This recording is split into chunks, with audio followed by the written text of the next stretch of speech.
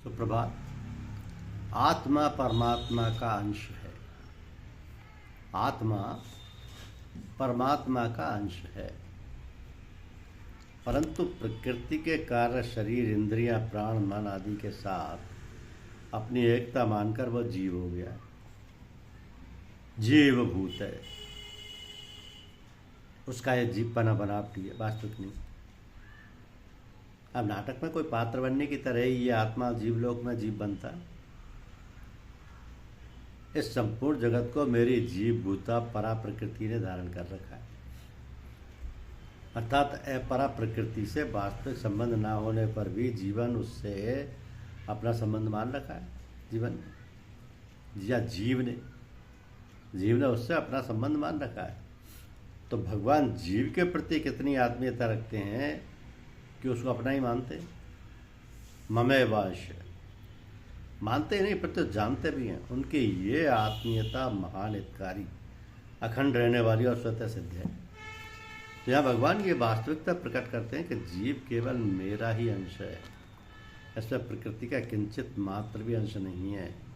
जैसे सिंह का बच्चा भेड़ों से मिलकर अपने को भेड़ मान ले, ऐसे ही जीव शरीर आदि जड़ पदार्थों के साथ मिलकर अपने असली चेतन स्वरूप को भूल जाता है।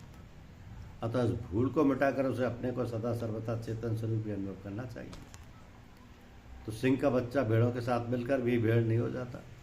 जैसे कोई दूसरा सिंह आकर उसे बोध करा दे कि देख, तेरी और मेरी आकृति, स्वभाव, जाति, गर्जना आदि सब एक समान है, अतः निश्चित रूप से तू भेड़ नहीं है, फिर तो मेरा जैसा ही सिंह है।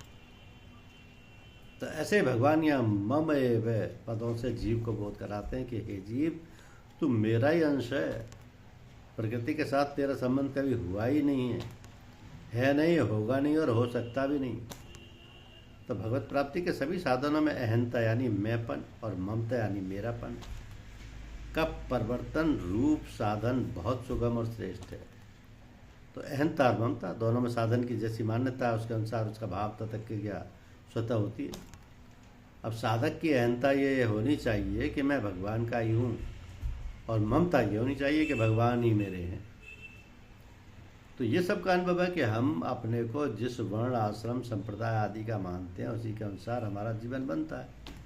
पर यह मान्यता कि जैसे मैं ब्राह्मण हूँ, मैं साधु हूँ आदि केवल नाटक के स्वांग की तरह कर्तव्य पालन के लिए है, क्योंकि ये सदा रहने वाला नहीं है, ये सदा रहने वाली नहीं है। परंतु मैं भगवान का हूँ, ये वास्तविकता सदा रहने वाली है।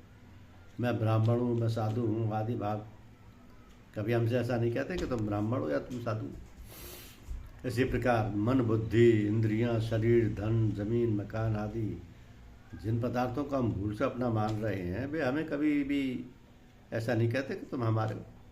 पर संपूर्ण सृष्टि के रचयिता परमात्मा स्पष्ट घोषणा करते कि जीव मेरा ही है।